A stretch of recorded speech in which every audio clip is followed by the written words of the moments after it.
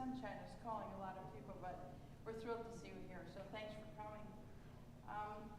I'd also like to thank John's folks. I'm Mary Ann Larzalier, my husband John, and his parents are Henry and Annabelle, and they're the people for whom this lecture is named, this memorial lecture. This is the 6th one that we've done, and they were just wonderful people, lifelong learners. Annabelle was on the board of World Ministries for the United Church of Christ, and they were very involved in the church and in the community, and were wonderful models for us. So when they died, we were so happy to be able to start this lecture series. Thanks to them. And third of all, thanks to John Pavlovitz, who's come all the way from Wake Forest, North Carolina. He is a pastor and a social activist and author, and he's got a very interesting history, which I know you're going to enjoy hearing about. This event today was originally conceived as a time for people who couldn't come tomorrow or anybody else who was interested. So it's really about having a conversation with John. He's not going to give you a lecture. He's just going to have a conversation and question time for you to get to know him a little better. And I was also going to show you the book that many of us in our church have read, My Well-Used Book. Wow. Oh, no. Some like your Bible. So I did lead a book discussion on this, but you know what? If I were going to do this again, I'd get the hardcover. Is there hardcover? There isn't, but I can laminate that one for you. So this is a wonderful book. Some of you have probably read it. If God is love, don't be a jerk. Finding a faith that makes us better humans. So help me to welcome John right now. Thank you, Marianne. So wonderful to be with you. And yes, this is going to be a completely different format. And I could probably even go without the microphone. You want me to keep the microphone? Is that okay? Are you using it right now? I am using it right now. Okay, perfect. Yes, this was meant as especially a time for people who are in ministry, and I'm not sure if that means that you're in ministry or you just happen to be able to find out about what we're doing tonight. But I am thrilled. I have been a pastor in the local church for 25 years, and I have, in the last 6 or 7 years, become a polarizing public figure talking about faith and politics. And I always tell people that wasn't the plan. My plan, I always say, if your plan is to be a polarizing public figure talking about faith and politics, you need prayer and a better plan, because this was all an accident, as far as I could tell. This was a surprise to me. I was serving as an art director 25 years ago when I was pulled back into the local church to volunteer for a student ministry, and ended up serving there, loving these young people that I was working with as a youth pastor, and found out that I had a heart for teenagers. I had an ability to speak into that very turbulent time of life, and that I wanted to be there when most adults ran from a group of teenagers. I was like a storm chaser. I always say, like, that looks horrible, let's go there. And so I spent some years doing that, and our program grew, and I was offered a part-time position by our church, and then later on a full-time position. And at that point, I left local church ministry, art direction, to jump into local church ministry, and then the excitement began, because I ended up being in this world that I had no idea about. And what happened for me was, as I started walking into the road of ministry, and the church got larger, and then the churches where I ended up serving later got larger and larger, and my exposure got greater, I started to realize that there was a tension in my life. And the tension was between the person that I was feeling called to be as I followed the Jesus of my tradition, and the pastor that I was expected to be. So there were these convictions that I had and these conclusions that I reached as I read the scriptures, and yet I was aware that as I was speaking in front of thousands of people every Sunday in the megachurch by that point, that there were certain things that I couldn't say, and there were certain things that I could not express. And one of the things I could not express were my doubts, and I couldn't express my tensions about some of the things that I was supposed to be teaching. And I realized something had happened to me along the road of ministry, was that the church had actually shrunken my table because years ago I had sort of a wide open life when I was pre-ministry, and I realized that now I was only around people from my church, and I was only around people from my church who believed what I believed, and only around people from my church who believed what I believed, who I liked, which was a really small list. It was just my wife, really. And so what I decided to do was I started to intentionally get time with people whose stories I hadn't heard in a long time. I started spending time with people of color, with Muslims, with homeless people, with atheists, with the LGBTQ community. And there was a pattern to what they started sharing with me. What they started sharing with me was, the thing that you're a part of, this church, is damaging to me. And I had a choice at the time that I could lean into my questions that I felt I couldn't express and their stories, or I could avoid those things, preach around them. I could soften my language. I could just act as though I was certain of things that I was not certain of. And I decided to lean in to my questions and into the stories I was hearing from vulnerable, marginalized people, and I started to preach those things. I started to speak the questions and write the questions. And I ended up serving at another church in Raleigh, North Carolina, and about 5 months in, I tell people that I heard God calling me to leave that church, and it came in the form of my pastor's voice saying, "You're fired." It wasn't in my quiet time. It was at a Starbucks on a Thursday afternoon, and I was released from my role as a minister. And what happened on that day was that Thursday, the bottom dropped out of my life, because it wasn't just that I had lost my job, but being a pastor was part of my identity. To share life with people, it meant the world to me. And I remember crying and thinking, for the first time in 17 years, I don't have a local community to go to and a group of people to share life with and nowhere to pastor people. And then something happened. In a split second, I had another thought, and it was a joyful thought. And the thought was, for the first time in 17 years, you don't have to go to a local church. You don't have to be a pastor. You don't have to represent anyone else's faith but your own. And I received a gift. And the gift was that I could ask anything and I could say everything.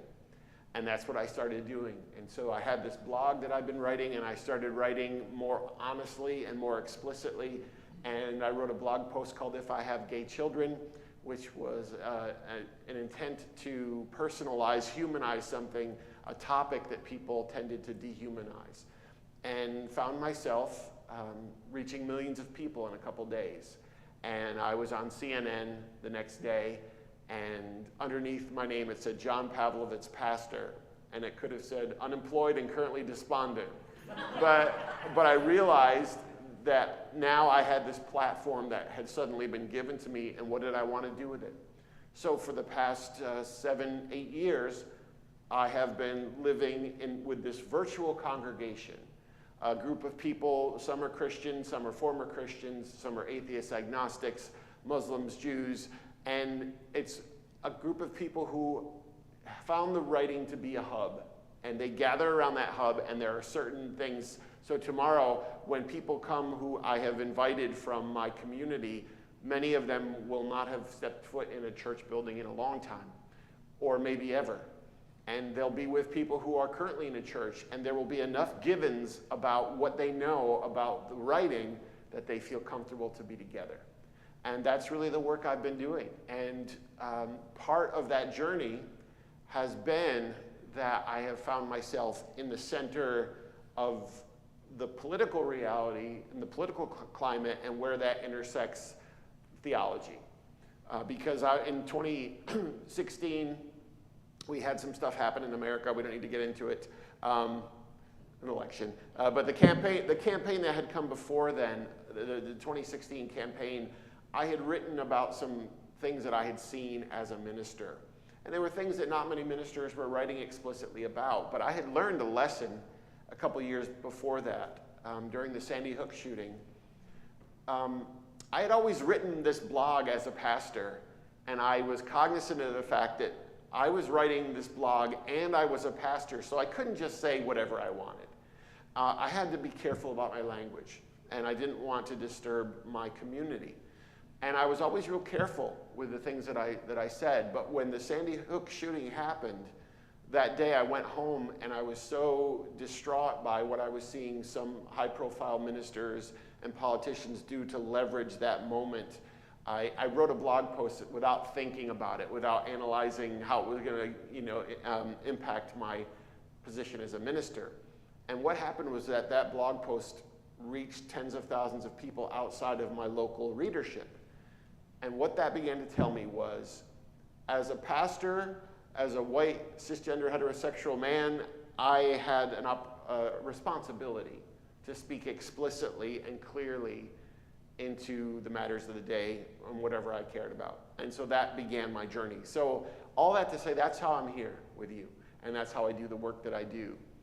And what I'll say tomorrow, I'm going to say to you. I don't consider myself an author anymore.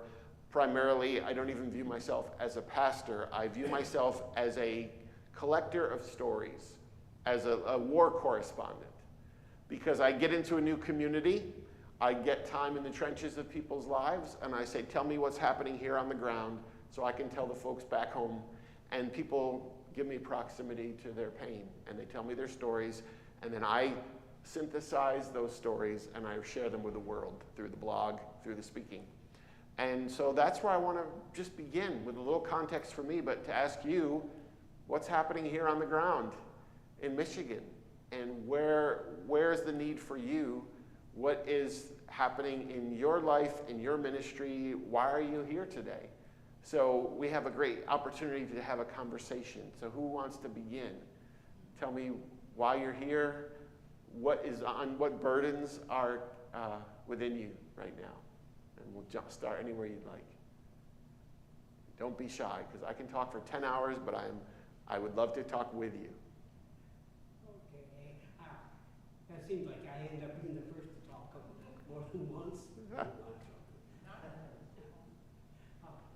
I am also I'm a retired, officially retired. Excellent. In practice, and not so retired. Oh, okay. Thank you. Good night, everybody. Yeah. Now I have to use one of these things. I'm a retired United Methodist pastor, which plays a part. Some of my story goes along with yours. Okay. Being under appointment for 26 years in very conservative areas, there's times when I just didn't feel anymore. Like about 2012, I was ready to say, I'm done. Okay. I'm out. I can't do this anymore. So I retired and moved up here. And my reward was a heart attack. About 3 weeks later. But then that gave me a chance to think and to let God guide me into how to work with our community. I work with campus ministry. Great. I'm a care pastor for a soon-to-be 3-campus church. Fantastic. That we're reaching out to very openly to the LGBTQIA plus community. We are, I work as a chaplain at the Sparrow Hospital. A lot of time to be in ministry to people like you're talking about, of all religious beliefs, no religious beliefs. So my biggest reason I'm here, because I've got some of your books, I've shared them, and some of the people said, what the heck is the name of that one? If God is love, don't be a jerk. That got some reactions from the title. But I'm just here to say I love your writings. Your story is so much a mirror reflection of mine that I wanted to hear that from somebody younger than me. Thank you. I appreciate that. And that is, the last few years have been a surprise in that the platform that I've been given has gotten fairly large. And sometimes when people will introduce me and they'll have my bio and they will read, John Pavlovitz has written these books and his blog has been read by over 100 million people, which is actually true. And I tell people that's not a validation of my writing. What it is, it's confirmation of how many people are out there asking the questions that we're asking, are frustrated by the things we're frustrated by, have the same burdens. They just may not be part of organized religion necessarily, or they may not be counted in the pews or in the chairs on a Sunday. And so I want people to be encouraged, whether they're in faith communities or not, that large group of people are still spiritually growing. They're still active in their pursuit of mercy and justice, and they're just doing it in a very different context. And I get to be some sort of tether to some of that world. But it's really exciting for me to find that what the technology is doing is it's allowing the words to do whatever the words are going to do. So I released that blog post not having a job, really, not having any social media empire, not having any money behind me. It was simply 800 words, and those words traveled because people released those words and shared them. And you see the tremendous power of community and technology together, and that's the exciting part. I don't know much about this community, but most communities are facing the reality that, especially post-pandemic, and just throughout the last few decades, is that people's routines are changing. And those routines are not always about building for an hour on Sunday anymore. And the question becomes, how can we build a relationship with those people so that they are still part of our communities and yet in a very different context? And so I get to try to be on the front lines of that and do some of that work. But I'm so glad that you're here, Tom. Yes, sir. I've been asking myself the question, what is the nature of the world we live in today? And as I look at the church and my expectations of the church becoming relevant to today in which we live, I have discovered, or I should not discovered, but I've been sadly disappointed to the degree to which the church has been silent on issues to which it seems to me it should be screaming loudly. Yes.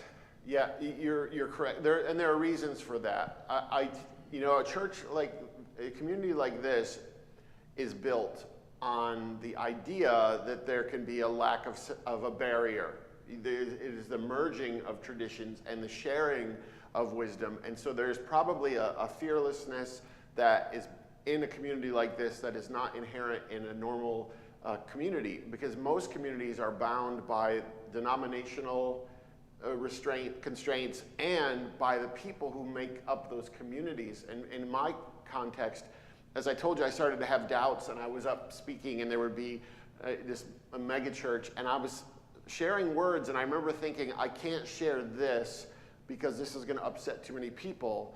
And it might have been about racial justice. It might have been about sexuality.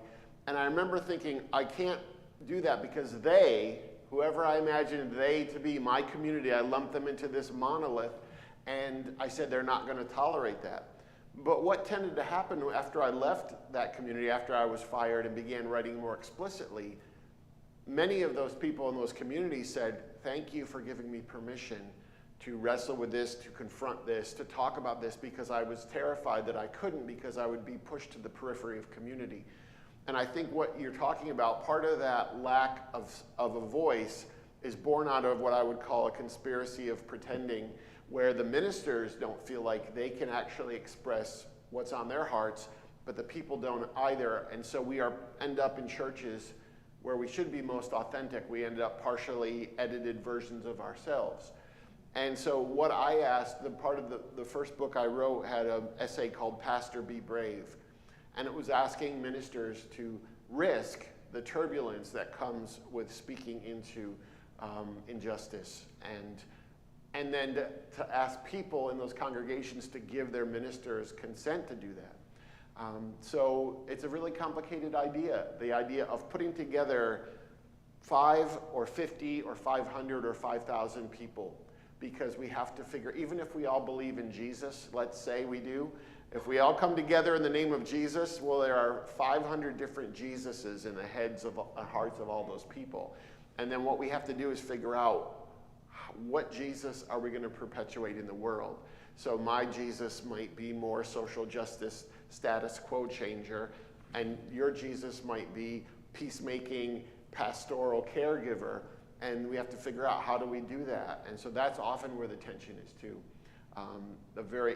Each community has a different personality. So where I started serving after I was fired, it was a community that was born out of the idea of a contemplative faith that was interpersonally delivered, which is something I resonate with. However, part of my faith is being involved in the systems of the world.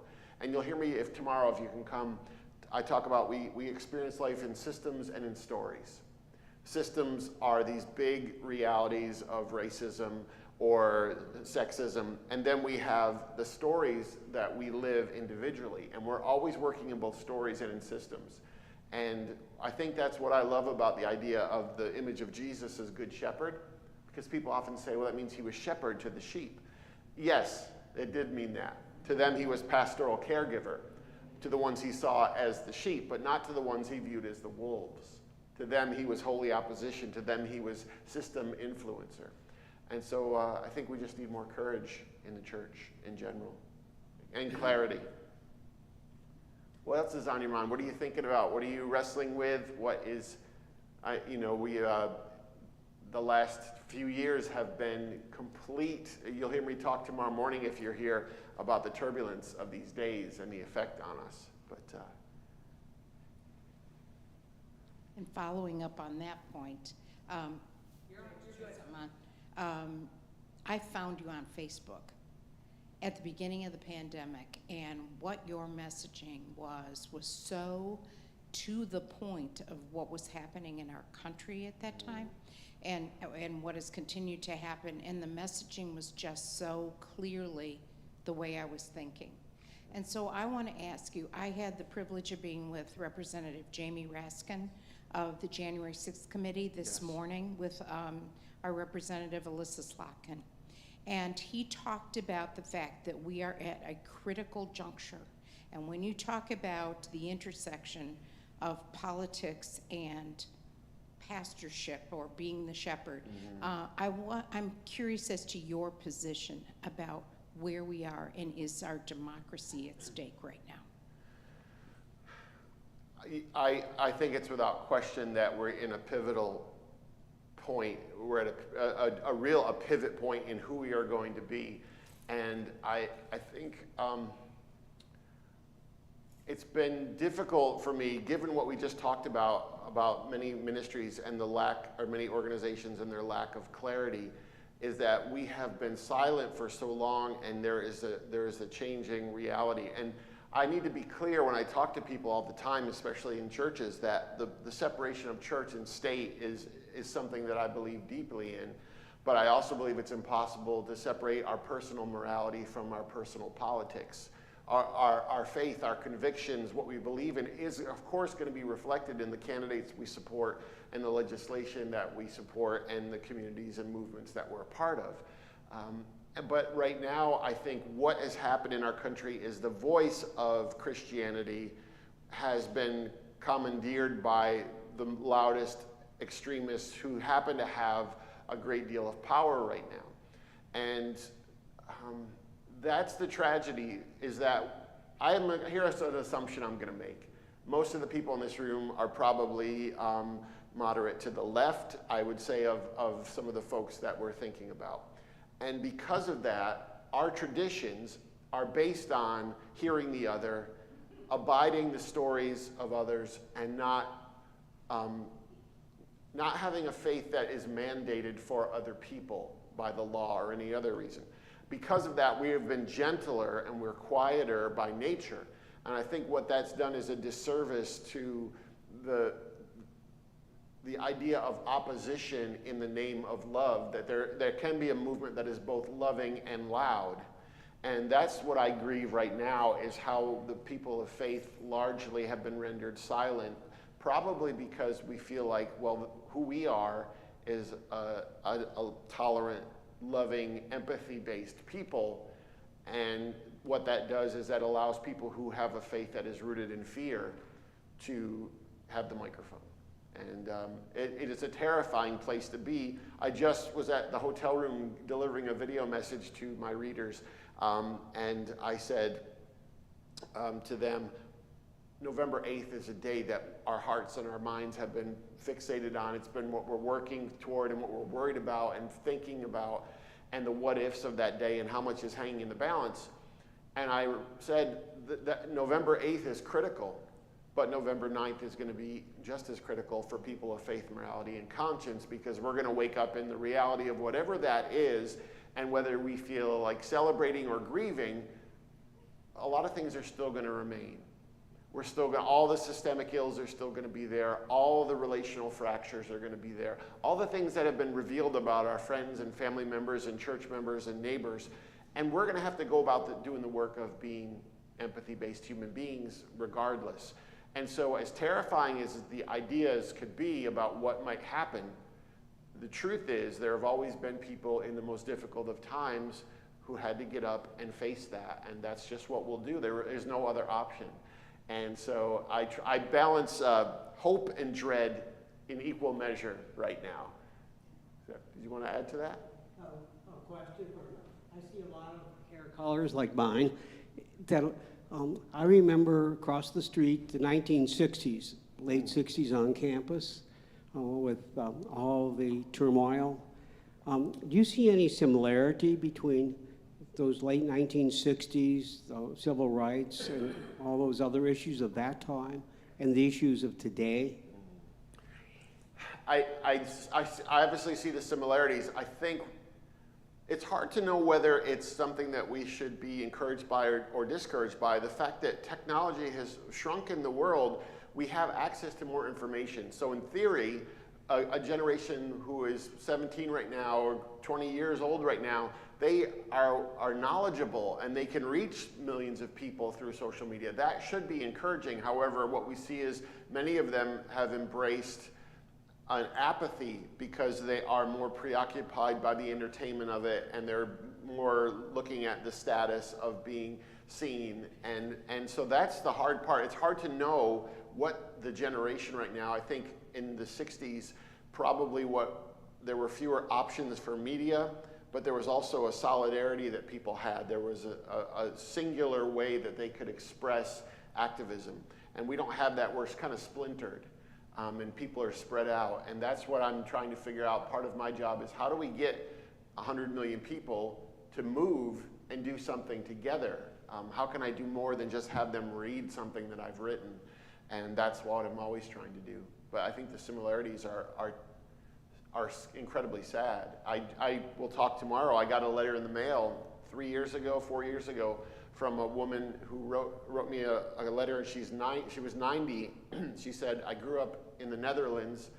My parents were taken to the concentration camps. My father was tortured for years, and he died there. And she said, I'm writing to you because I see history repeating here in America. And I just want to ask you to keep doing what you're doing and keep fighting. And I think about that every day, that people like that who lived through this don't want to have to live through it again. And that's where we are.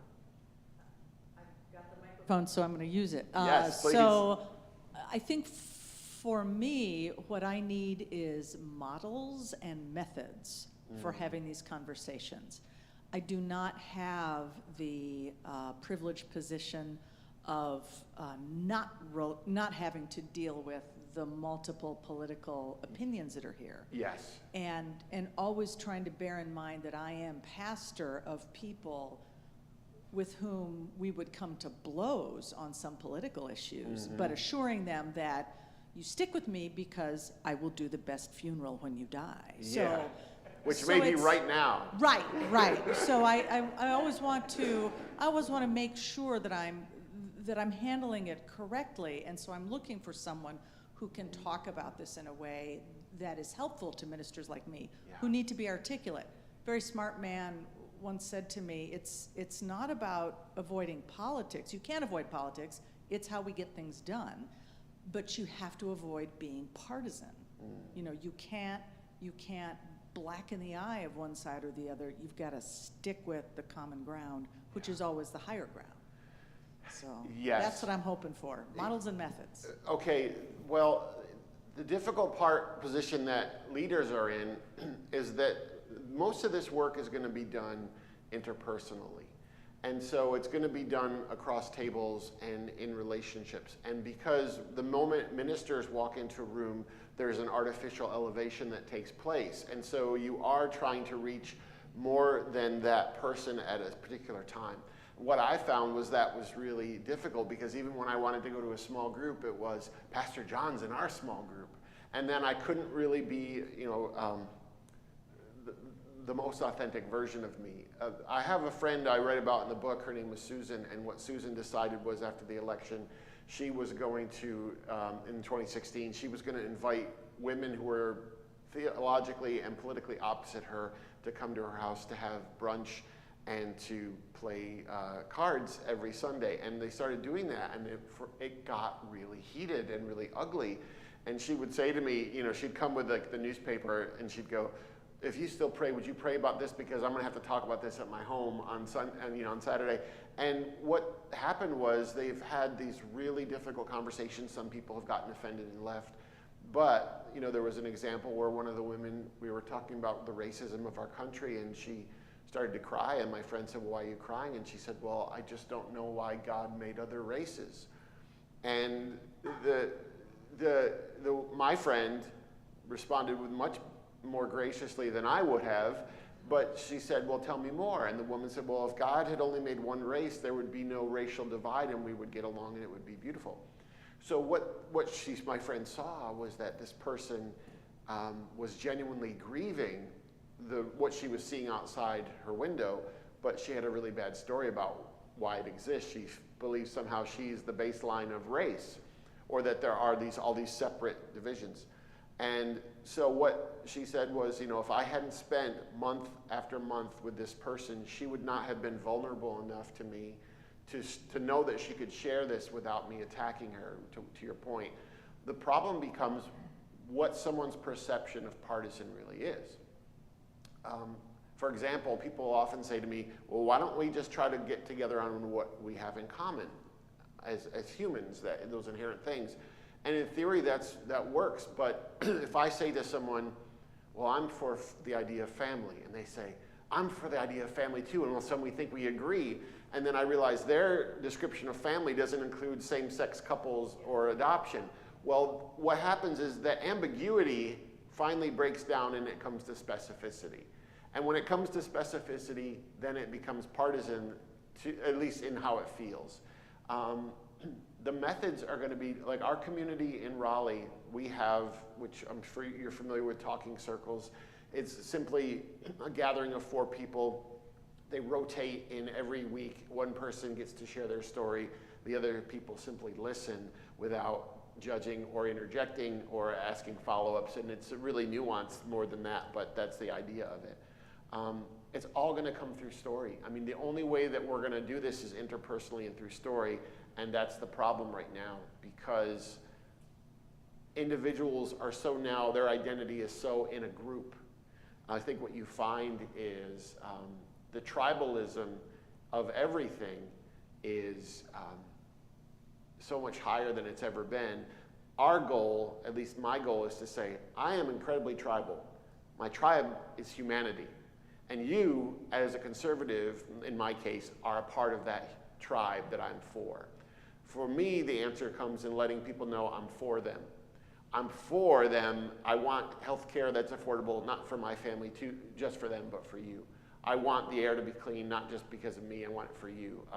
It's letting people know that we are allies, potentially, and not adversaries. The how is messy. I wish I had some sort of, I would bottle it and sell it or give it away. Excuse me.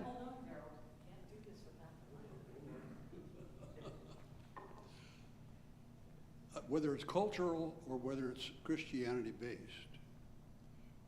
we seem to have a tendency, those of us in the church and Christian community, to be tolerant. We prize tolerance.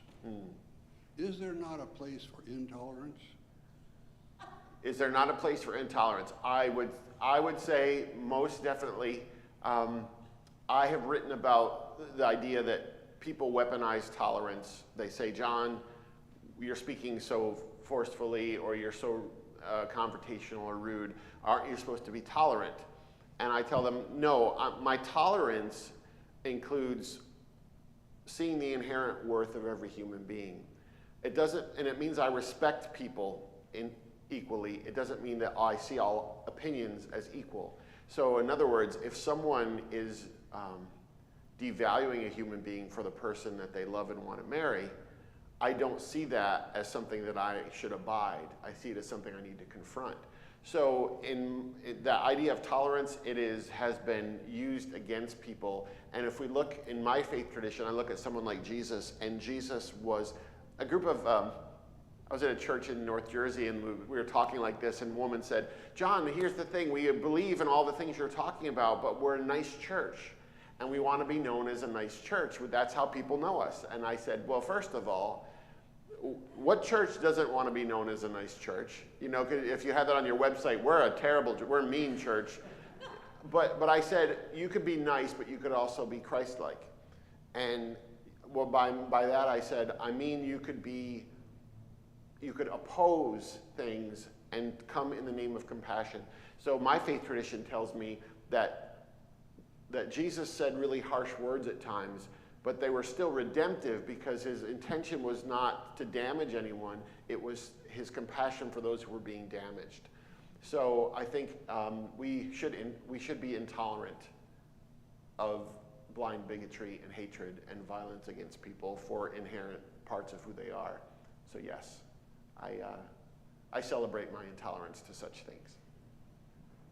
And the key is, we can pass the microphone.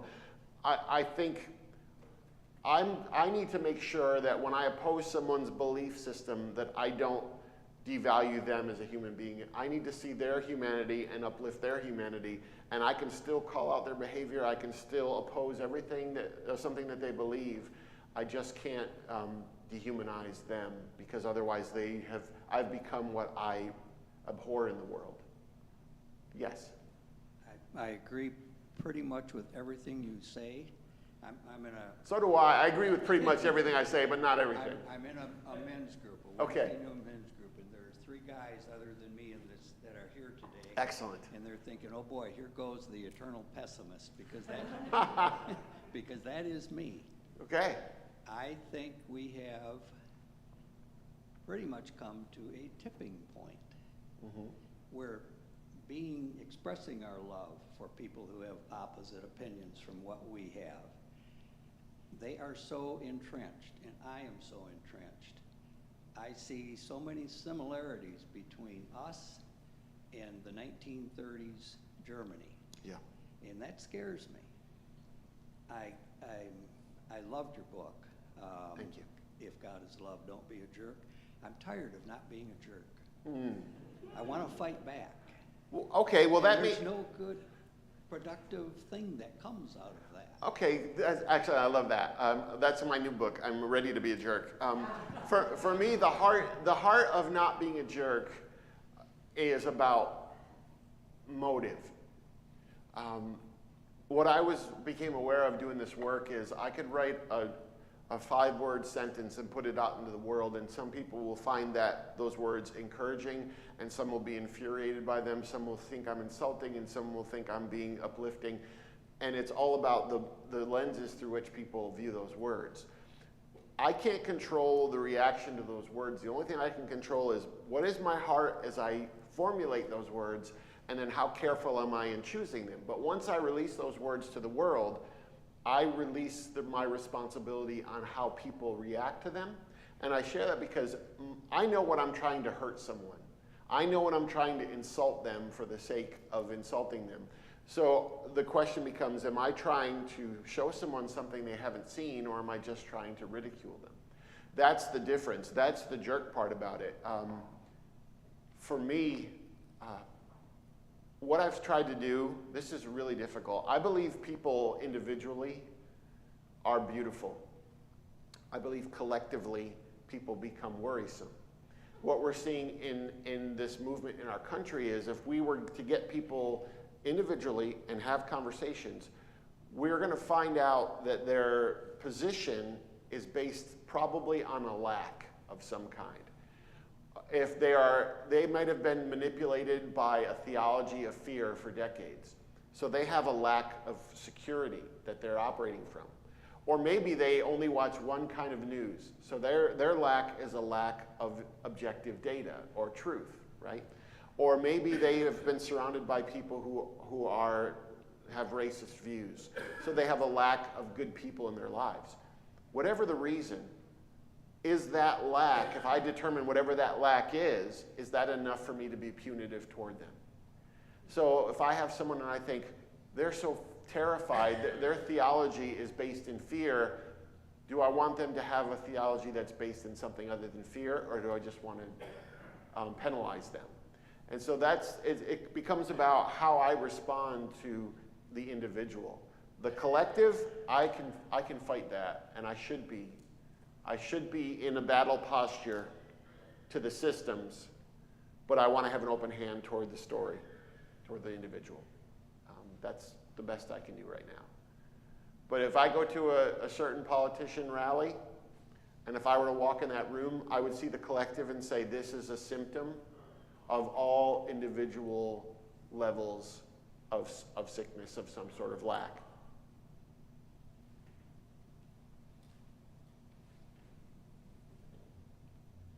You know, John, you asked what's going on in Michigan. We've got a big ballot proposal, Proposal 3, that's going to codify a woman's right to control her own body. Mm-hmm. And it's a big deal. Yeah.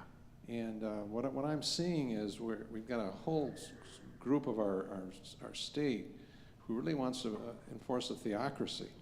Yes. And it's very large organizations. They're spending tens and tens of millions. And I don't see I'm not a pessimist like Frank, but I don't see a lot of hope if that's what Christianity becomes. Mm. Well, a couple things. When I talked about the readership that I have and 100 million people are reading the blog, let's say, many of them have not moved from a conservative faith community to a progressive one. They've moved from wherever they were out of organized Christianity. And so what that means is the movement right now that is de facto representing Christianity, it feels from the outside like that's all there is. But we know the reality is there are a myriad of expressions of the Christian faith that are not in line with that. The problem is they don't have the microphone, or they may not have the platform. So I think the challenge that I have, which I'm honest about all the time, is I fight with and for my faith tradition. Some days I'm fighting to keep people connected to the local church. Sometimes I'm fighting, saying, hey, I want you to know this cruel, malevolent, exclusionary, predatory thing that you're seeing is not Christianity, and I want you to stay and craft communities that are in the image of Jesus. Other times, I know exactly what the church has done to damage them, and I want to tell them to run like it's Godzilla. And so it's really difficult to know right now where to stand as a person of deep spirituality. Do I try to redeem something that may be fully tainted, but then what do I do? How do we have a movement of the people that we might have had in the 60s and 70s? Where someone said to me, where are the Franklin Grahams on the left, or the moderate Franklin Grahams? And I said, they're never going to happen, because the moderate and left progressive spirituality inherently doesn't want that central power authoritarian. That's the challenge, is that we are a movement of the street and of all of the people. That's where it's difficult right now to get resonance in the country.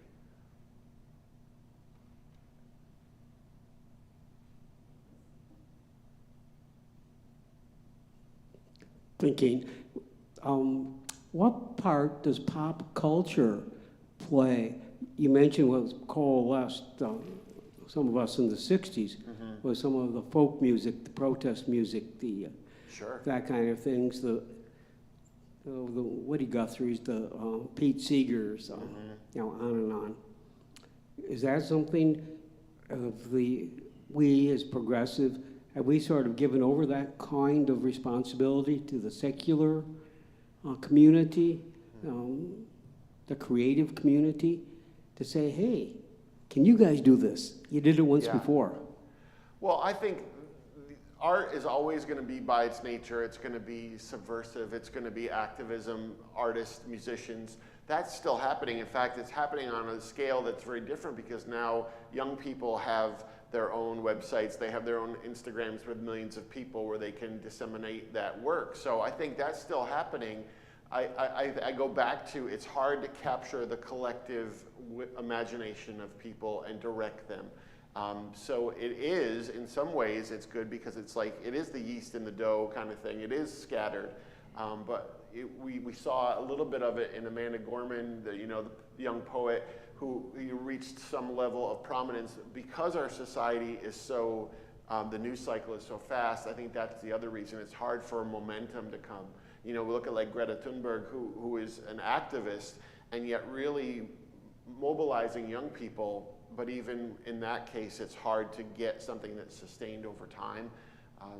So I think things used to matter more in the 60s and 70s. I look at music, for example. People had a different relationship with music because they couldn't just get it for free and they couldn't just click on a website. It devalued it. At the time, in the 60s and 70s, culture was more important. The musicians and the leaders were much more visible. So that's probably what I fear, is that we don't look up to our creatives in the way we used to. I would say that John Oliver is one of the people who I think holds that very well. He holds himself to a standard of, sort of reporting facts, doing it in a way that it is entertainment, but then at the end, like, here's what you need to do. Here's the website. Here's the place you call if you're interested in this issue. And he has had a couple of times where he's been very effective in altering the course of something that was about justice. I'm thinking about the free airwaves discussion when they were going to, make a major change. And the FEC? No. I'm trying to think of what the federal government was, the agency that then got inundated with people the FCC? from John, yes, right, the FCC. And they then heard from all the people who'd seen John Oliver's piece, who were like... That's right. Because I think it's all become so Byzantine, like you say, like, how do you get 100 million people to do something? Correct. Well, that's hard. And the other part is because social media is so ubiquitous, people mistake social media awareness for activism. So, in other words, what someone told me recently, I was reading some statistic, and he said 80% or 20% of the people on social media create the 80% of the posts on social media. All right, so 20% of the people on social media create 80% of the content. That means the minority of social media people create all that. But what's worse is that group of people on social media only represents a fraction of the community at large. So what you have is this really infinitesimal amount of people who is seemingly speaking for the nation. And that's why we see when we think a political movement is going, their candidate has a really strong candidacy and they lose, and yet it seemed like they were all over social media. Elizabeth Warren was one such example where she was everywhere on my social media feed, and we thought, well, how did no one vote for her? It's because social media artificially inflated what was happening. And the truth is, elections are not going to be won on social media. They're going to be won in the streets where the vast majority of people are.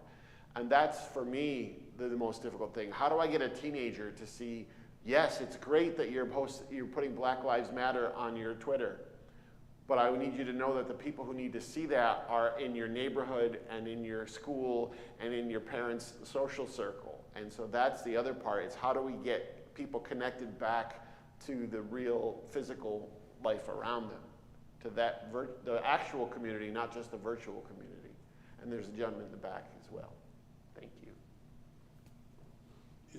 In in my response to your comment, one of the things that I'm doing, I'm discovering, first of all, that the generations have different points of view, and families are split down the middle. Children do not agree with their parents, How about that? and there's fighting that going on. Yep.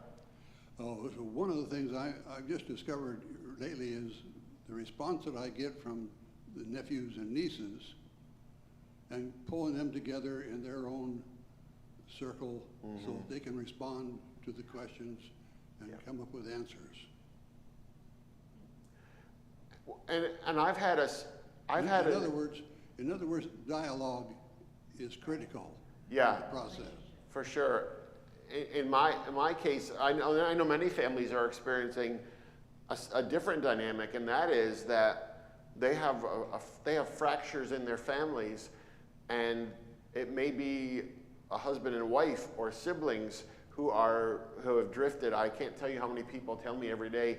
A woman said to me, "I'm a Fox News orphan," and her intent, what she was saying was, as my political views have changed and my families have, there's been this split. But my children, I raised them to have a certain openness, and so we are aligned, but then this part of our family is not. So it also works intergenerationally. But the truth is that's again, it's that conversation needs to matter. We need to be able to talk about real things. And to some of the points earlier, a lot of our families now and our friendships, we say we don't go there. We just don't talk about that stuff because we know it's going to lead to a fight. I don't believe in that, because what that does is that takes the most authentic relationships we have and it puts them on the surface, and we never deal with the real stuff. So I would rather have a difficult conversation, even if it means a split, than an easy peace. I talk to people all the time and I tell them, being a person of empathy right now means you're in the tension of your convictions and your relationships. And sometimes we're always trying to preserve that relationship with our cousin or our neighbor or our church friends. But what we're doing is we're neglecting our convictions and people who are those convictions stand with and represent. So if I'm in a conversation with my aunt, I love her. I want to preserve that relationship. But I also want to think about people of color who she dehumanizes with her language. So am I going to try to keep my Aunt Maria, keep our relationship going, or am I going to say, I can't abide that anymore because these other people matter? There was a question in the back. Yes, sir. Yeah, hi, John. Back to your request about looking at what's going on here in Michigan. Yeah. As you're probably seeing across the United States, we hear, at least around Lansing, we have huge battles going on at the school boards. That is becoming the new battleground, and the conservatives have taken that ground, and I think there's a little catching up to do with the moderates and the conservatives out there. And I'm sure you've seen that with the twisting of CRT and teaching history properly. So that is going on here. Out in Grand Ledge in particular, we have some school board candidates out there that are sadly employing that strategy. The other thing that's going on in here, and I try to have this in conversations with people around me, is there's a lot of dehumanizing and delegitimizing by the politicians around here, especially on the LGBT issue. Yeah. Just debasing, and usually, and I'm someone who came out of working in politics for 15 years, the campaign consultants know that dehumanizing and dividing works, especially when you have a new candidate that has no background and nothing to talk about. And before, the candidates and the consultants would use that to try to define their opponent and to try to get their base to come out by appealing them and using the buzzwords. But now they've metamorphosized in the sense that they've gone after the middle, the independents, with a debasing, which is a sad progression on their point. They're also enraging the undecided voter out there. Inflation is this is because of this group or that group. Yeah. So sadly, that's going on. What I have found in trying to bridge the gap when I'm talking to people like that is to use their language, their buzzwords, to say, okay, how is loving your neighbor as yourself involved in here when you're trying to limit women's reproductive rights? To me, that is a big government mandate. Yeah. And so I try to use their language to try to at least get inside the house and have that conversation and make them think. So. Yeah, that's a great comment. And I've got a friend. He's our state rep in Raleigh, and he's the incumbent. And if we lose this seat, he said we're going to lose supermajority, and we are going to lose women's right to choose in North Carolina. And he was getting ready. Campaign season was getting ready to heat up. They hadn't put out any mailings or anything. And he said, or actually the first week, he said, our first mailer just went out, our first campaign just started on TV, and he said, I'm gonna have to trash it and go negative. He said, because my opponents are putting the most nonsensical ideas about me forward that I can't just say, here's what I wanna be about something positive. It's almost like you need to then respond. And that's true. It's getting behind the rhetoric. I'm constantly looking at people who claim they're pro-life, and I say, okay, I want you to understand the idea of pro-life. Let's change those two words to for humanity. If you're pro-life, you should be for humanity. How is it for humanity to, not want people to have health care? How is it for humanity to have shipping immigrants all over the country? So it is good to take those, or what I do, which really infuriates people, is I take the teachings of Jesus, like you said, and I'll say, all right, tell me where, if Jesus tells us to love the least, who would you say are the least right now? And how is that loving a teenager who may be transgender and praying upon them and making them the source of an argument? How is that loving the least? But I find that that's also where what we're dealing with is also a society in general that is too lazy to deal with complex ideas, which is why ideas like defund the police or critical race theory, those are buzzwords that get people, they tap into the fear points, they press the fear buttons, and then they're off to the races. They don't need anything to be based in reality. They need to be based on how they feel about that reality. So you're touching on now some of the negative stuff that goes on, like, the representative who's like, we're gonna have to go negative. I've already deleted comments on Facebook because you were coming. Oh, good. And we get this. My wife.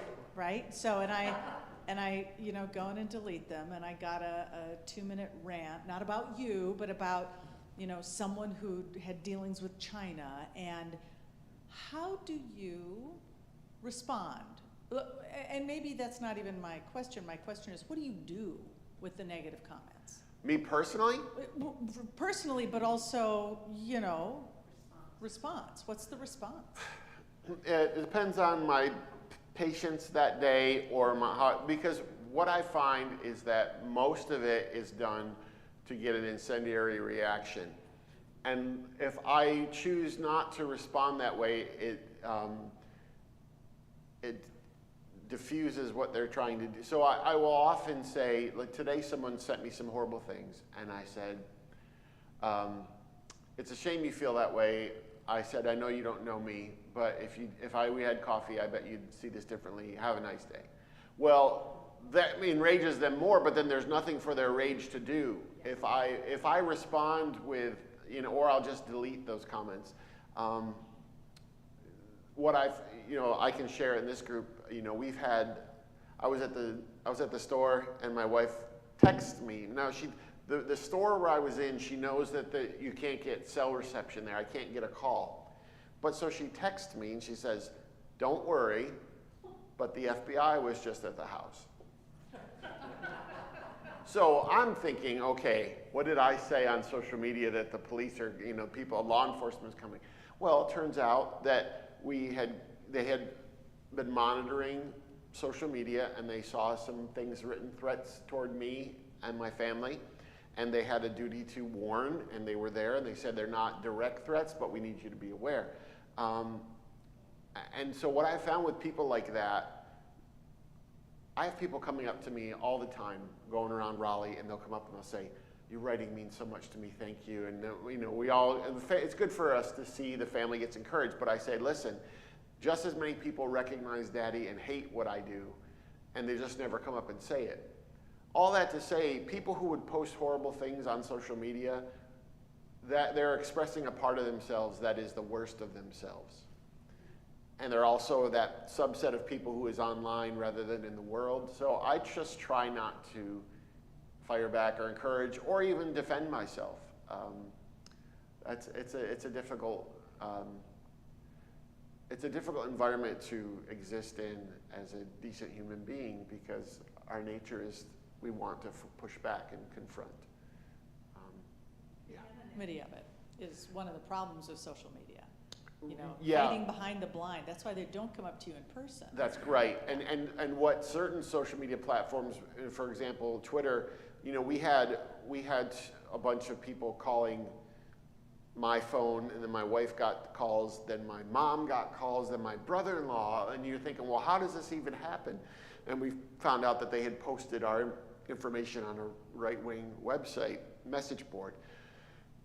All of them are anonymous on that message board, so it's impossible even for law enforcement, because law enforcement was in the groups and couldn't do anything because they're, but, so social media platforms, when they require you to at least show that you're an actual human being when you register, but that anonymity and even the buffer, think about when you're driving and how people are so much freer to make a horrible hand gesture or to scream with the buffer of some glass and metal between them, and then you've got this computer, there's just so much freedom in there to be the worst of yourselves. But yeah, the answer. No, it never gets to me personally, only when it's like my children and wife, when I have to, you know, I worry about that where I'm going to be speaking, it's all over the country, and it's publicized. I don't worry about someone coming to an event because of the reasons we just said, but I worry that people know that I'm not home, and if they want to bother my family, that would be the time that they could. But it never bothers me personally because I understand the fear and that drives all of this, especially the religious zealotry. I came out of an environment where I know about what I was taught about people like me. False prophet, leading people to hell, you know, all these different things. And so I understand their fear. And if we had time, we would talk about the depth of fear and how to get past it, because I go back to no one is at their best when they're terrified. And what a certain theology and politics does is keep their people perpetually terrified of gay people, of Muslims, of immigrants, of everything. And what a terrible way to live. So. Kind of coming up on the end of our time. Oh, wow, okay. Wasn't it 5? Yeah. Yeah. Any other thoughts, comments? Oh, thanks, Tom. Thank you so much for coming. Oh, my pleasure. I really appreciate it. Real briefly, I can relate to your background in that I'm a member here because I grew up Presbyterian. I then worked for the Methodist Church, went to a Methodist seminary out in Boston, married a good congregational UCC girl, so I feel real comfortable here. But when I was in college, I burned my draft card in the chapel and currently preach sometimes at a Church of the Brethren, the traditional peace church, nonviolent church. I was a pastor in Charlotte, which is a little town southwest of here that's rural, very conservative.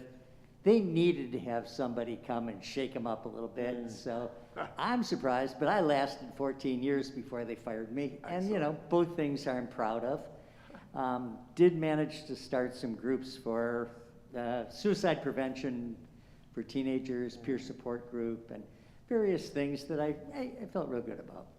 It was good ministry. Once I got fired, I went back to full-time pastoral counseling. I'm a therapist, and that one-on-one relationship of talking to people who are, you know, I see the full spectrum. You know, I'm sure there are people who intentionally won't come and see me, but I have quite a few people who are very, very different politically than me, and we have great, deep conversations based on respecting each other. So that relationship. Came here today because of your sustainable compassion, and that is so hard.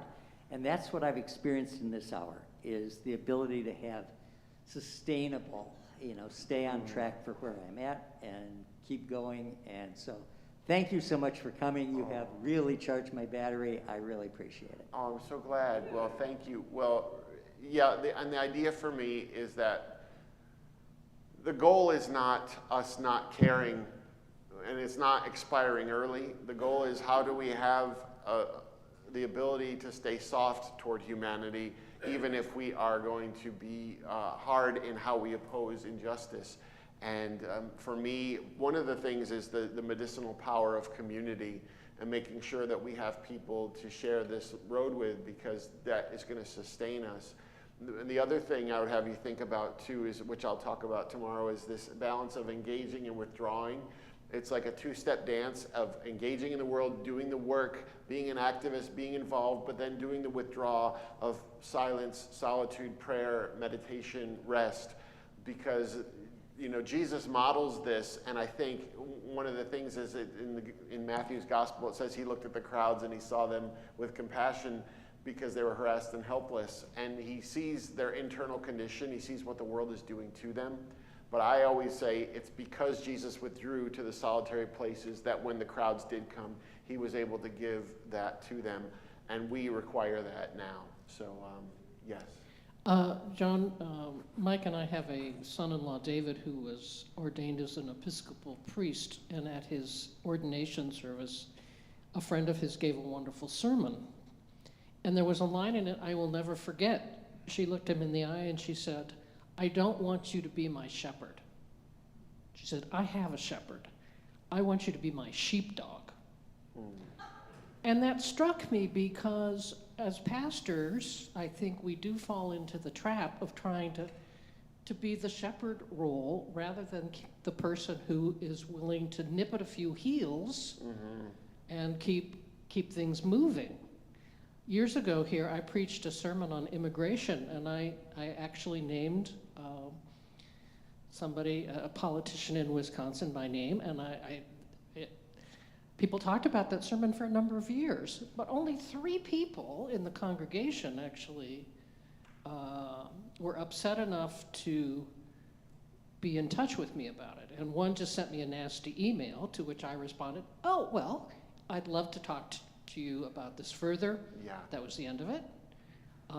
One person who was from my home state of California, where we dealt with immigration of a different kind, came into the office, and we had a very deep, wonderful conversation, parted as friends. And the third person took me out to lunch, and we had a great discussion in a public place. But it's that notion of how do we define ourselves as pastors? Sure.